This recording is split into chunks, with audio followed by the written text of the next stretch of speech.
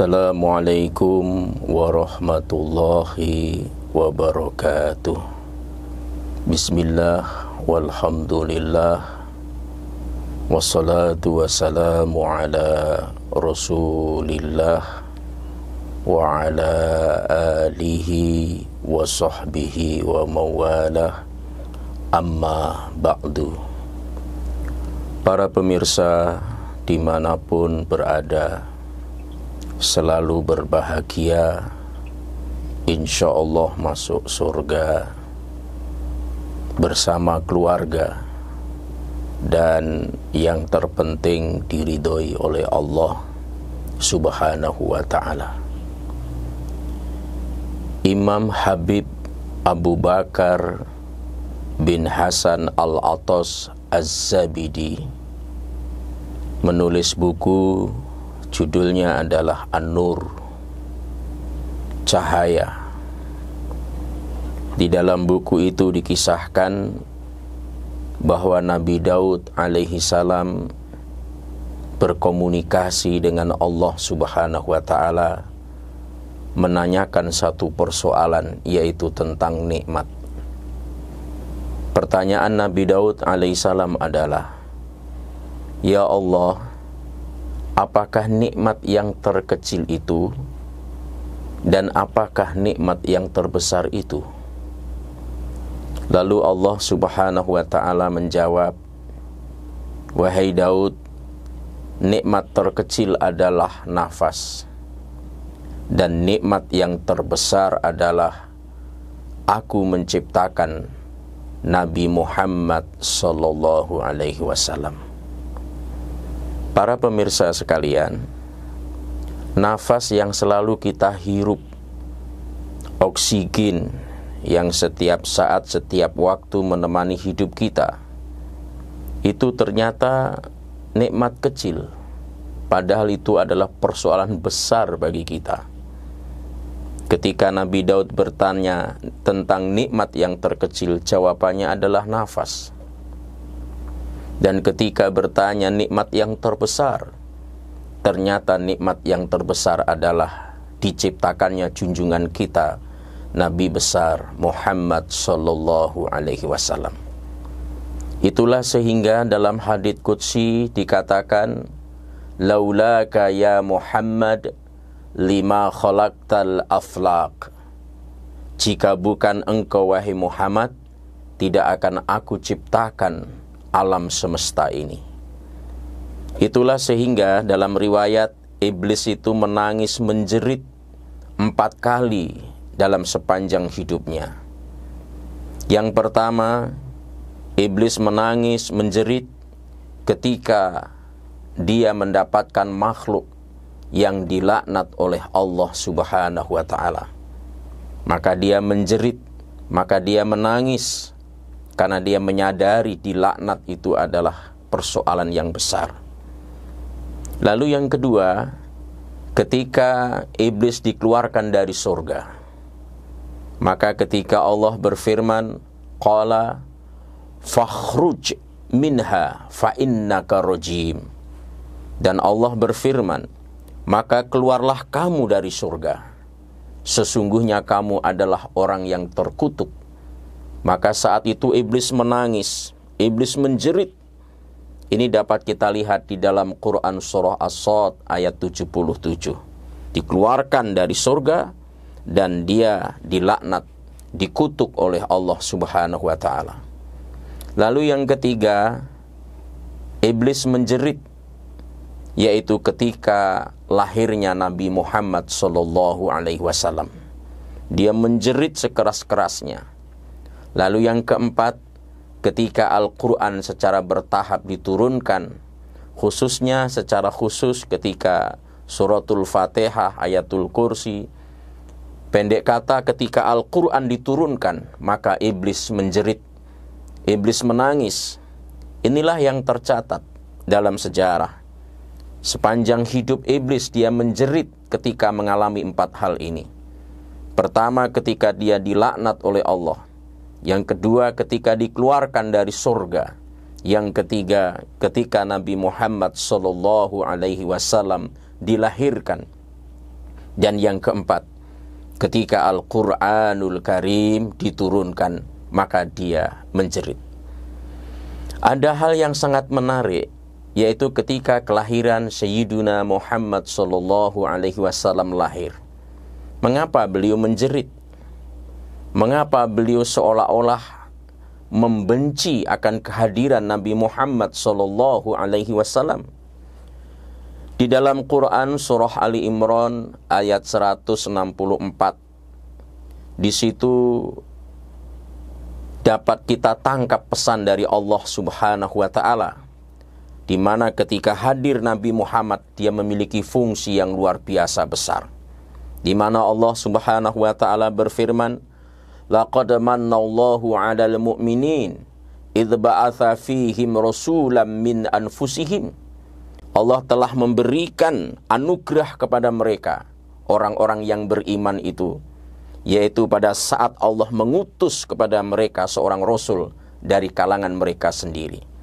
Jadi anugerah terbesar bagi kita itu adalah hadirnya Nabi Muhammad sallallahu alaihi wasallam. Kalau Nabi Daud alaihissalam diberitahu nafas itu nikmat yang terkecil, dan diciptakannya Nabi Muhammad itu adalah nikmat yang terbesar. Maka bagi kita sebagai umat Nabi Muhammad sallallahu alaihi wasallam, kita harus menganggap bahwa kehadiran Nabi Muhammad itu adalah persoalan yang besar, bukan persoalan kecil. Dia dihadirkan dari kalangan kita, yaitu dari kalangan manusia. Nabi Muhammad bukan dari bangsa jin, dia bukan dari bangsa malaikat, tapi dia dari bangsa manusia. Dia adalah anugerah terbesar dalam hidup ini. Sehat itu nikmat, tapi Nabi Muhammad nikmat yang terbesar. Dapat rezeki itu nikmat, Nabi Muhammad itu nikmat yang terbesar. Beriman, berislam itu nikmat yang besar, tapi Nabi Muhammad itu nikmat yang terbesar. Karena kita tidak bisa berislam dan kita tidak memahami iman kita kepada siapa kalau tanpa diimami, dibimbing oleh Nabi Muhammad sallallahu alaihi wasallam. Itulah sehingga di dalam ayat Quran surah Ali Imran ayat 164, ayat tadi disambung, yatlu alaihim ayatihi wa yuzakkihim wa yuallimuhumul kitaba wal hikmah. Nabi Muhammad dihadirkan membacakan kepada mereka ayat-ayat kami. Jadi membacakan ayat-ayat Allah. Yang kedua, mensucikan jiwa. Mensucikan jiwa kita. Lalu yang ketiga, mengajarkan kitab kepada kita dan hikmah. Jadi Nabi Muhammad sallallahu alaihi wasallam hadir ke dunia, yang pertama membacakan ayat-ayat Allah, lalu mensucikan jiwa kita. Yang jiwa kita manusia itu kecenderungannya diberi ilham, fa'alhamaha fujuraha wa taqwaha, kecenderungannya ke jalan fujur, tetapi dengan hadirnya Nabi Muhammad dibimbing untuk senantiasa cenderung kepada jalan takwa, disucikan jiwa kita. Lalu yang ketiga, mengajarkan Al-Quran. Al-Quran adalah firman-firman Allah, dan penjelas yang terbaik adalah penjelasan dari beliau. Lalu yang ketiga adalah hikmah, yang para ulama memahami hikmah ini adalah sunnah-sunnahnya. Jadi beliau hadir adalah anugerah dan nikmat yang terbesar bagi kaum mukminin dalam kehidupan ini. Jadi para pemirsa dimanapun berada, disinilah makanya banyak habaib ketika membaca tahiyat, setelah memuji Allah, at-tahiyatul mubarakatus salawatu thayyibah, lalu ketika mengucapkan assalamu alayka hayyuhan nabiyyu wa rahmatullah wa barakatuh, mereka semuanya terharu, menangis, seperti tersambung jiwanya dengan Nabi Muhammad sallallahu alaihi wasallam. Kenapa? Karena assalamu alayka ini ditujukan kepada Nabi Muhammad, dan itu adalah nikmat yang terbesar. Sehingga Abu Lahab ketika Nabi Muhammad sallallahu alaihi wasallam dilahirkan, yang konon sejarah mencatat hari Senin 12 Rabiul Awal, saking gembiranya, saking senangnya Abu Lahab karena kemenakannya lahir, dan itu adalah laki-laki. Karena di kalangan bangsa Arab dulu, ketika lahir anak perempuan itu memalukan, dan mereka tidak sedikit yang mengubur anak perempuan itu hidup-hidup.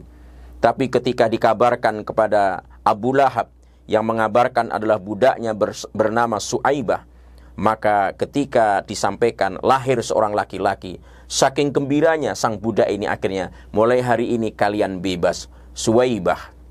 Sampai akhirnya dibebaskan karena gembiranya mendapat berita gembira bahwa telah lahir Nabi Muhammad sallallahu alaihi wasallam.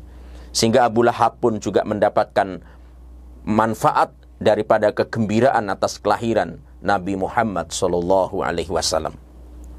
Para pemirsa dimanapun berada, Nabi Muhammad dihadirkan ke dunia ini. Wa ma arsalnaka illa rahmatan lil alamin. Dan tidaklah kami mengutus kamu melainkan menjadi rahmat bagi semesta alam. Selama ini banyak orang memahami secara khusus bahwa Nabi Muhammad membawa rahmat. Itu sebenarnya bukan salah. Menurut Bapak Quraisy Shihab kurang tepat. Kenapa membawa rahmat? Memang beliau membawa rahmat, tapi ingat, beliau sendiri adalah rahmat. Jadi makna wa ma arsalnaka illa rahmatan lil alamin. Dan tidaklah kami mengutus kamu melainkan menjadi rahmat bagi semesta alam. Jadi Nabi Muhammad sendiri rahmat. Sehingga makna rahmatan ini, ayat ini dipahami mengarah pada 4 hal. Yang pertama adalah Allah Subhanahu wa ta'ala. Apa maksudnya Allah Subhanahu wa ta'ala? Karena Nabi Muhammad yang mengutus adalah Allah. Dan Allah itu adalah sumbernya rahmat. Jadi Allah itu sumbernya rahmat. Lalu siapa yang diutus? Yang diutus adalah Nabi Muhammad. Dan Nabi Muhammad itu juga rahmat bagi kehidupan. Lalu yang ketiga, untuk siapa Nabi Muhammad itu rahmatnya? Lil alamin, untuk semesta alam. Semesta alam ini dipahami semua makhluk dalam waktu, tempat, sampai hari kiamat. Jadi bukan waktu zaman dulu aja, sekarang maupun yang akan datang. Jadi untuk semua makhluk tanpa kecuali, maka beliau adalah rahmat. Lalu yang keempat, rahmat ini dipahami risalahnya, ajarannya. Ajaran yang dibawa beliau adalah rahmat. Jadi tidak salah kalau beliau dikatakan membawa rahmat. Tapi juga harus dipahami bahwa beliau sendiri rahmat. Beliau diutus oleh yang maha rahmat, yaitu Allah Subhanahu wa ta'ala. Beliau sendiri rahmat, yang dibawa rahmat. Dan rahmat itu untuk seluruh semesta alam. Lil alamin. Kesemuanya mengisyaratkan sifat-sifat rahmat yang sangat besar bagi kehidupan ini. Allah adalah penyebab rahmat. Fabima rahmatin minallahi lintalahum. Maka disebabkan rahmat dari Allah lah engkau berlaku lemah lembut kepada mereka. Jadi semua itu adalah rahmat dari Allah. Terus Nabi Muhammad itu adalah rahmat. Maka sejarah mencatat ketika beliau dilahirkan oleh ibunya, orang melahirkan itu sunatullahnya dia merasa sakit, harus keluar darah. Tapi ternyata ketika ibunya melahirkan Nabi Muhammad, tidak ada rasa sakit. Dan bahkan beliau sudah dalam keadaan dikhitan, dalam keadaan sudah terputus tali pusarnya, dan tidak ada setetes darah yang mengalir. Kenapa? Nabi Muhammad telah menjadi rahmat bagi ibunya. Begitu juga ketika beliau disusukan kepada seorang wanita bernama Halimatus Sa'diyah, yang awalnya hidupnya susah. Ketika bersama dengan Nabi Muhammad SAW, kambingnya beranak pinak, susunya senantiasa seolah-olah tidak berhenti mengalirkan dari kambing itu, dan akhirnya hidup dalam berkecukupan. Seolah-olah ini isyarat alam juga, Nabi Muhammad telah menjadi rahmat bagi Halimatus Sa'diyah. Selama muda remajanya beliau pernah terlibat dalam perang Fijir. Ketika kaumnya diserang oleh kaum yang lain, ikut juga membantu, beliau juga menjadi rahmat. Mendapat gelar al-amin, orang yang terpercaya, menjadi rahmat bagi kehidupan. Ketika usia 35 tahun, beliau menjadi hakim. Ketika Hajar Aswad lepas dari tempatnya, itu yang menjadi hakim adalah beliau. Menjadi rahmat bagi kaumnya yang hampir bertumpahan darah karena saling menonjolkan keakuannya. Jadi Nabi Muhammad sendiri rahmat. Terus risalahnya, yaitu Islam. Risalah yang dibawa Nabi Muhammad ini juga rahmat. Karena beliau adalah membawa ajaran-ajaran dari Allah Subhanahu wa ta'ala. Itulah sehingga di dalam Quran surah An-Naml ayat 77, Allah Subhanahu wa ta'ala berfirman, wa innahu lahudaw wa rahmatul lil mu'minin. Al-Quran itu benar-benar petunjuk sekaligus rahmat bagi orang-orang yang beriman. Dan penjelas Al-Quran terbaik adalah Nabi Muhammad SAW. Untuk siapa rahmat ini? Untuk semesta alam. Binatang, tumbuh-tumbuhan, benda hidup, benda mati, semuanya. Untuk seluruh makhluk, di mana saja, kapan saja. dulu, sekarang, dan akan datang. Inilah sehingga makna rahmah di sini dimaknai Allah sebagai sumber rahmat, Nabi Muhammad rahmat, yang dibawa rahmat, dan untuk semesta alam mendapatkan rahmat ini. Oleh karena itu, kita bersyukur mendapatkan nikmat terbesar menjadi umat Nabi Muhammad sallallahu alaihi wasallam. Semoga semua kita kelak di akhirat mendapatkan kehormatan, bercengkrama, bersenda gurau, membersamai beliau masuk surga. Minimal kita diakui sebagai umatnya. Mohon maaf.